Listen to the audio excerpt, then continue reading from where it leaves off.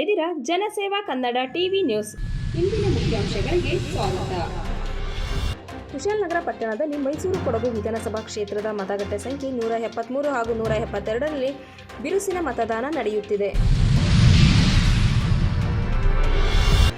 ಕುಶಾಲನಗರ ಮೈಸೂರು ಕೊಡಗು ವಿಧಾನಸಭಾ ಕ್ಷೇತ್ರದ ಮತಗಟ್ಟೆ ಸ್ಥಳಗಳಲ್ಲಿ ಕುಶಾಲನಗರ ಟೌನ್ ಪೊಲೀಸ್ ಠಾಣೆಯ ವೃತ್ತ ನಿರೀಕ್ಷಕರಾದ ಪ್ರಕಾಶ್ ಅವರು ಬಿಗಿ ಬಂದೋಬಸ್ತ್ ವ್ಯವಸ್ಥೆಯನ್ನು ಕಲ್ಪಿಸಿದ್ದಾರೆ. ಮೈಸೂರು ಜಿಲ್ಲೆ ಪಿರಿಯಾಪಟ್ಟಣದ ಕೊಪ್ಪ ಗ್ರಾಮದಲ್ಲಿ ಇಂದು ನಡೆದ ಬೀಗರ ಔತಣ ಊಟವನ್ನು ಪಿರಿಯಾಪಟ್ಟಣದ ಕ್ಷೇತ್ರದ ಶಾಸಕರಾದ ಹಾಗೂ ಚಾಮರಾಜನಗರ ಜಿಲ್ಲೆಯ ಉಸ್ತುವಾರಿ ಸಚಿವರಾದ ವೆಂಕಟೇಶ್ ಅವರು ಸಹ ಊಟವನ್ನು ಸೇವಿಸಿ ಅಸ್ವಸ್ಥರಾಗಿದ್ದಾರೆ. ಹೆಚ್ಚಿನ ಚಿಕಿತ್ಸೆಗಾಗಿ ಮೈಸೂರು ಖಾಸಗಿ ಆಸ್ಪತ್ರೆಗೆ ದಾಖಲಾಗಿದ್ದಾರೆ.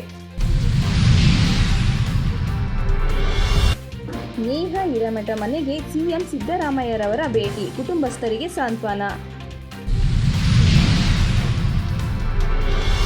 ಮತದಾನ ಮಾಡಿದ ನಂತರ ರಾಜಕೀಯ ಸೀಟ್ನಲ್ಲಿ ಜಿಲ್ಲೆಯ 4 ಉನ್ನತ ಅಧಿಕಾರಿಗಳು ಒಟ್ಟಿಗೆ ಸೇರಿ ಕೊಡಗು ಜಿಲ್ಲೆಯ ಜನತೆಗೆ ಮತದಾನ ಪ್ರಕ್ರಿಯೆಯಲ್ಲಿ ಪಾಲ್ಗೊಳ್ಳುವಂತೆ ಕರೆ ನೀಡುವ ದೃಶ್ಯ.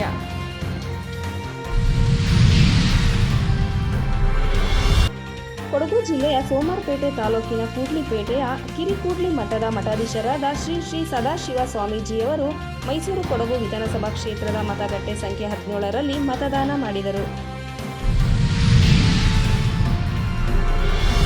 ಕೊಡಗು ಜಿಲ್ಲೆ ವೀರರಾಜಪೇಟೆ ಕ್ಷೇತ್ರದ ಶಾಸಕರಾದ ಹಾಗೂ ಮುಖ್ಯಮಂತ್ರಿಗಳಾದ ಕಾನೂನು ಸಲಹೆಗಾರ ಎಎಸ್ ಪೊನ್ನಣ್ಣ ಮತ ಚಲಾಯಿಸಿದರು.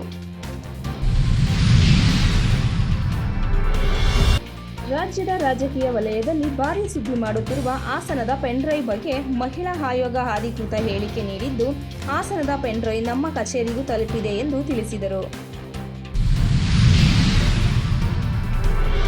ಕುಶಾಲನಗರ ಪಟ್ಟಣದಲ್ಲಿ ಮೈಸೂರು ಕೊಡಗು ವಿಧಾನಸಭಾ ಕ್ಷೇತ್ರದ ಮತಗಟ್ಟೆ ಬಳಿ ಮತದಾರರು ತಮ್ಮ ತಮ್ಮ ಕ್ರಮ ಸಂಖ್ಯೆಯ ಹುಡುಕಾಟಕ್ಕೆ ಮುಂದಾಗಿದ್ದಾರೆ.